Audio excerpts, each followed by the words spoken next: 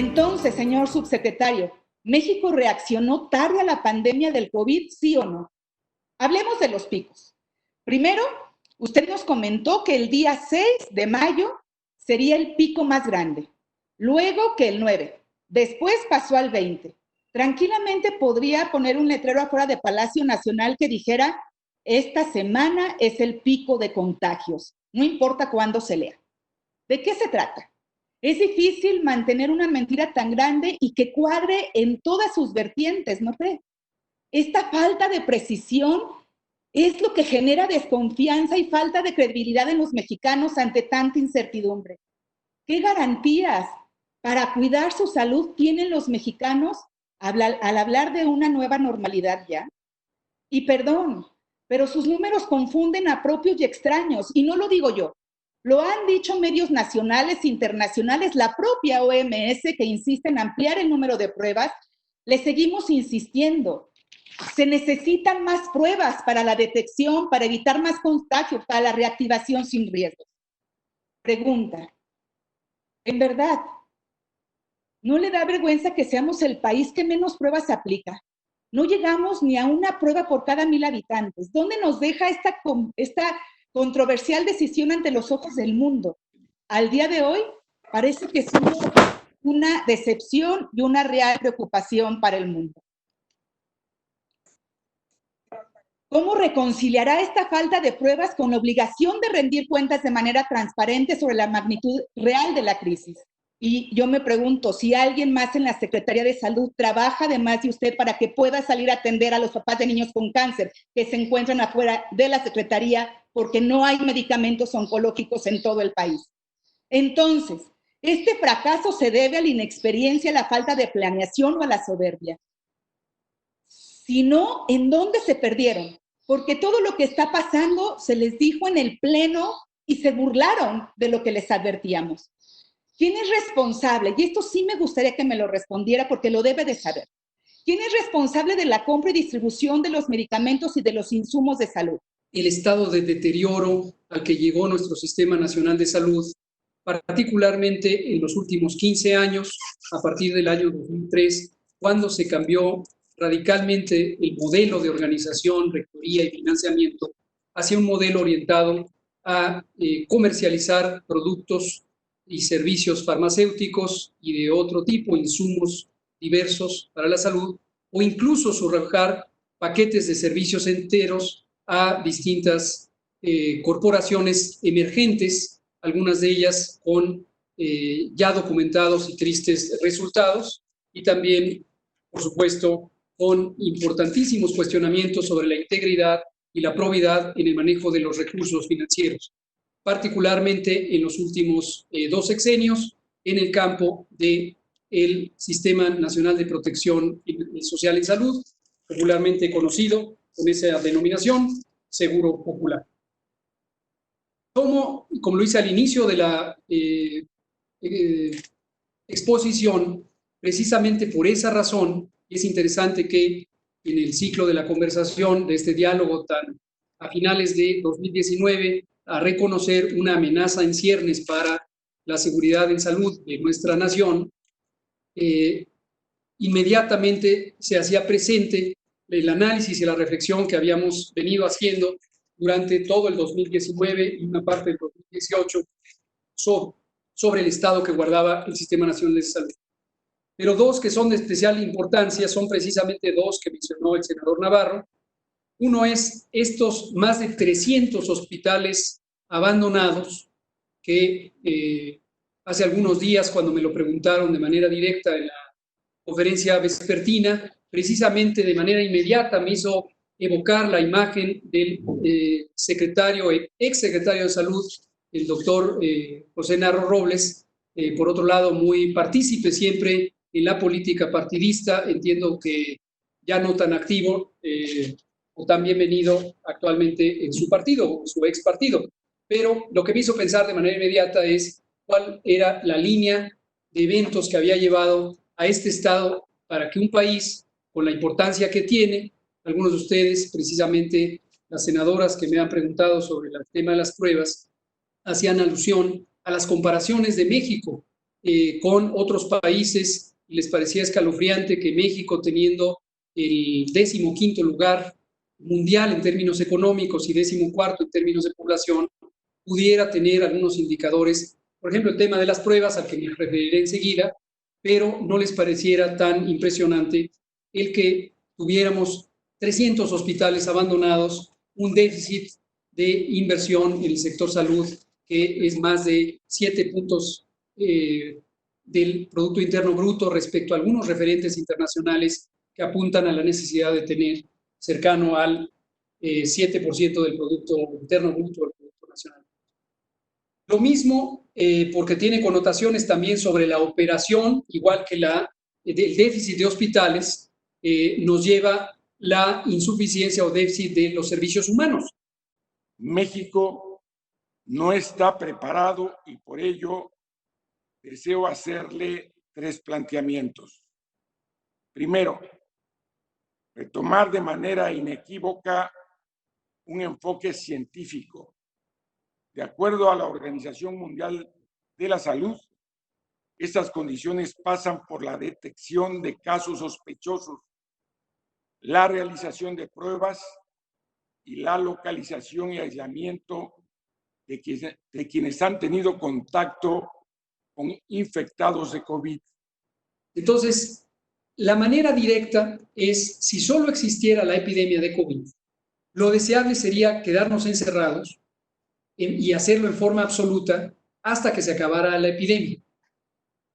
Pero desafortunadamente la realidad es más compleja y existe todo lo demás.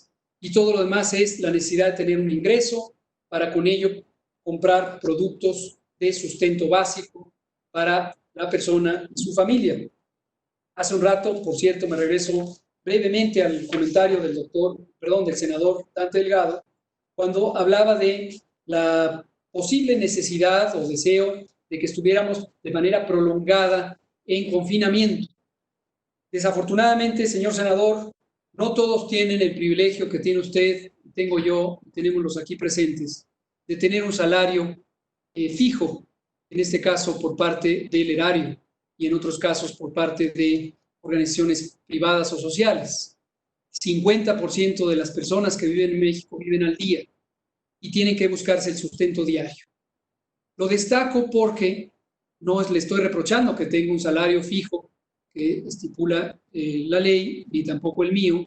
Lo que estoy diciendo es, debemos ponernos en los zapatos de otras personas y debemos tener compasión y un sentido de empatía cuando otras personas viven al día y la angustia que representa llevar ya casi 3 meses sin su fuente de sustento es verdaderamente excruciante. Y no solo por el sentimiento que eso produce, sino por la realidad que amenaza su supervivencia y también la de múltiples pequeños negocios que están al borde de la quiebra o han quebrado ya. No se puede mantener de manera tan prolongada un estado de suspensión de actividades como el que fue en su momento necesario para la Jornada Nacional de Sana Distancia. Ayer hablábamos de las trabajadoras del hogar y precisamente tuvimos el privilegio de tener a Marcelina Santos, que es una líder social de este movimiento, ilustraba los horrores que viven las trabajadoras, seguramente los trabajadores del hogar, cuando sus personas contratantes los dejan con gran desdén a el amparo del azar sin garantizarles su ingreso. Entonces, regresando al punto, no hay manera de retrasar, o no es conveniente por estas razones retrasar el retorno a la vida pública, pero eso no quiere decir que se va a hacer de manera abrupta, irresponsable, generalizada. Somos el país, y nos ha dicho la OCDE, con menos pruebas, ya que la OCDE habla que por cada 1,000 habitantes se están realizando 27 pruebas y en México apenas están aplicando 1.3. Somos el antepenúltimo país de América Latina en este indicador y solo Brasil y Bolivia están peor que nosotros. En ese sentido, la Organización Mundial de la Salud ha dicho que la aplicación masiva de pruebas es fundamental para hacer frente al virus y una herramienta clave para la vuelta a la normalidad, como se quiere, la próxima semana. Y han recomendado hacer pruebas y más pruebas. Le pregunto lo siguiente, subsecretario. ¿Se equivoca la OMS al sugerir las pruebas? ¿O es que por desconocimiento de la realidad de países como México? ¿O se trata de un complot para enriquecer a las farmacéuticas? Pero lo que sí quiero dejar muy claro, que no nos pueden decir que puede ser por falta de recursos, debido a que por eso se tiene el Fondo de Gastos Catastróficos con más de 80,000 millones de pesos. Concretamente, en el documento de OCDE, no identificamos que existiera una recomendación explícita sobre el número de pruebas o la proporción de pruebas por millón de habitantes que un país debería hacer. Si alguien lo encontró, por favor, ayúdenos a identificar. Si no es en ese documento, le pedimos que nos oriente al documento correspondiente que indica, prescribe, orienta cuál es el número de pruebas o la proporción de pruebas que un país debe hacer por millón de habitantes o algún otro indicador relativo. Si no es el caso que esto lo hayan encontrado, entonces seguramente concurrirán con nuestra opinión de que es aún más importante conocer cuál es el propósito que se busca. Emergencias en salud pública. Participa el doctor Jean-Marc Gabastún, asesor regional para seguridad de salud y laboratorio, y en otras ocasiones participan miembros del equipo del señor Cristian Morales, representante de OPS en México.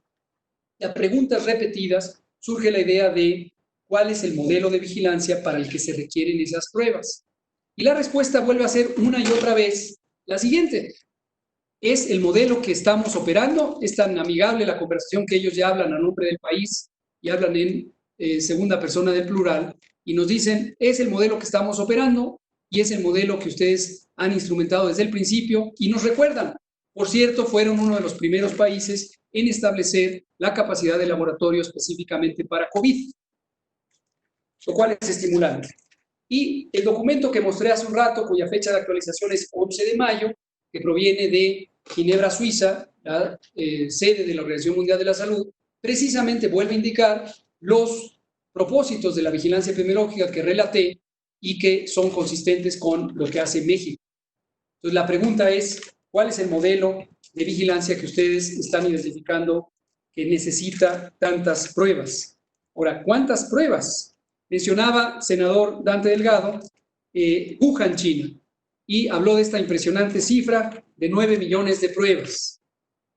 Quizá está también familiarizado con que en 9 millones de pruebas se encontraron el siguiente número de positivos. Uno.